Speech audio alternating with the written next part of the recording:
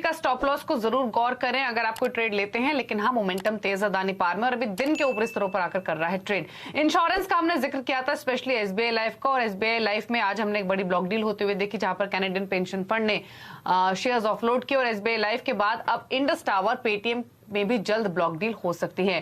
Canadian pension fund दोनों कंपनियों में अपनी हिस्सेदारी बेच सकता है। फंड क्यों बेच रहा है और क्या डिटेल्स हैं, ये बताने के लिए यतिन मोता हमारे साथ मौजूद हैं। बताइए यतिन। देखिए, हमने पिछले कुछ दिनों में ये देखा है कि कोटक बैंक में और आज एसबीआई लाइफ में कैनेडियन पेंशन फंड ने अपनी हिस्सेदारी बेची है। लगभग 2% हिस्सेदारी उन्होंने कोटक बैंक में बेची है और लगभग 0.5% इक्विटी उन्होंने एसबीआई लाइफ में बेची है।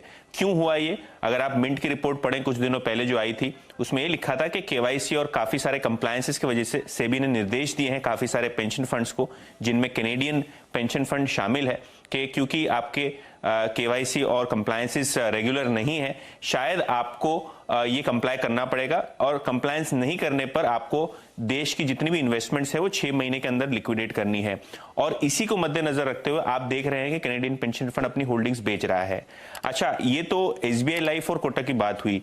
दूसरे कौन से शेयर्स हैं जहां कैनेडियन पेंशन फंड का हिस्सा है? यहां अगर हम देखें तो लगभग इनके पास 6 करोड़ शेयर्स हैं इंडस टावर में, लगभग 2% हिस्सेदारी, और लगभग 1.5% हिस्सा इनका पेटीएम में, ये होते हैं लगभग 1 करोड़ शेयर। तो ब्रॉडली अगर हम देखें दिसंबर 31 2021 में ये इनकी रिपोर्टेड होल्डिंग थी जो स्टॉक एक्सचेंज पर रिफ्लेक्ट हो रही है।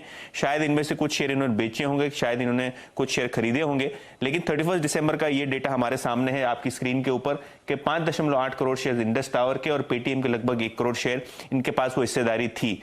अगर ये नॉन कंप्लायंस में हैं और इनको ये जो इन्वेस्टमेंट्स एग्जिट करनी है तो शायद इन 2 काउंटर्स पे भी आपको बहुत जल्द ट्रांजैक्शन होते हुए दिखाई देंगे।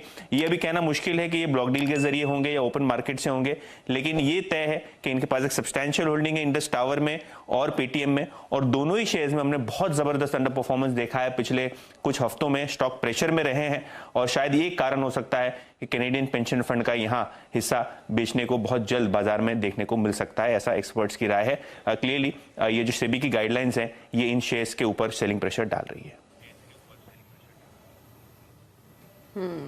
शुक्रिया यतिन ये इंपॉर्टेंट इन्फॉर्मेशन देने के लिए। और देखिए, इंडस टावर्स और पेटीएम, जैसे कि बताया यतिन ने कि सब्सटेंशियल होल्डिंग है, 2.25% के आसपास का स्टेक इंडस टावर में है कैनेडियन पेंशन फंड का, और पेटीएम में भी लगभग 1.5% के आसपास का है। इंडस टावर भले अभी डे हाई पर ट्रेड कर रहा हो, लेकिन अंडर परफॉर्म किया है इस स्टॉक ने, और अगर इतनी बड़ी क्वांटिटी ऑफलोड होगी तो थोड़ा प्रेशर तो बनेगा ही।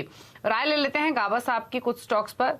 गाबा साहब, एक इंडस टावर पर तो अपने कमेंट्स दीजिए ही, और एक एसबीआई लाइफ पर भी, क्योंकि एसबीआई लाइफ में ब्लॉक डील के थ्रू 0.56% हिस्सेदारी निकाली जा चुकी है। स्टॉक अब उससे रिकवर कर चुका है और डे हाई पर कर रहा है ट्रेड। तो दोनों पर आपके कमेंट्स।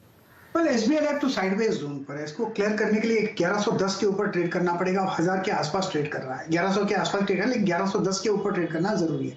तब तक मेरे ख्याल से अवॉइड कर लें, बायस अपसाइड है लेकिन अवॉइड करें तो अच्छा रहेगा। हाँ, इंडस टावर मुझे अच्छा लगता है, 210 का स्टॉप लगाइए और शायद 220 का ये जोन देखेंगे। आप ट्रेड कर रहे हैं 214 में, तो मेरे ख्याल से यस, यहाँ पर ट्रेड बनते हैं ऑन द लॉन्ग साइड। और एक रहे आपके पेटीएम पर भी, जो काफी अंडर परफॉर्मर रहा है, लगातार वेरियस न्यूज फ्लो की वजह से स्टॉक में प्रेशर रहा है, और अब ये डेवलपमेंट भी थोड़ा प्रेशर एक्सटेंड कर सकती है। स्टॉक ऑलरेडी डे लो पर है, पेटीएम पर भी आपके कमेंट्स। डे लो पर है, स्टॉक तो अवॉइड करना चाहिए, बेसिकली शॉर्टिंग द कैंडिडेट, लेकिन शॉर्ट तो कैश पे क्या करेंगे? वीक स्ट्रक्चर है, 532 का जोन पे ट्रेड कर रहा है।